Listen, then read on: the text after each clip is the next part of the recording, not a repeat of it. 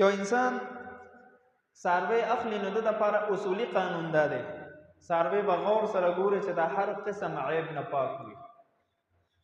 بعضې عیبونه داسې وي چې د هغه عیب په وجه باندې هغه څاروي باندې قرباني جایز نه وي.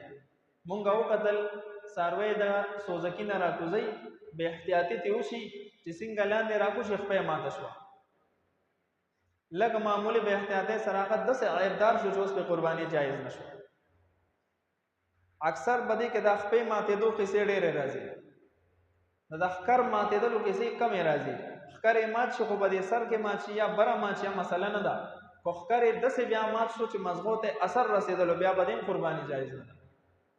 اوس یو چیلې د حامله په خېټه کې بچی دی، نو علماو لیکلي دي چې داسې چیلې چې حامله وي د دې ذبحه خو جایز ده خو مکروه ده، ناپسندیده ده. ولې د یو جان سره یو بل وړوکي جان اب ضایع شي.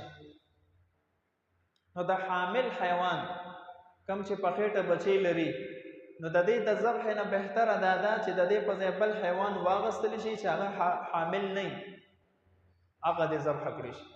خو چا ذبح کړو نو جایز ده، غوښه هم خوړلی شي، خو ناپسندیده ده او مکروه ده. او کوشش به دا کو چې په دې قربانۍ عظیم عمل کې د مکروهاتو نه ځان وساتو. شریعت یو څیز ناخوښه ګرځولی دی نو چې ځان ته یې وساتو. یو انسان ذبح کوله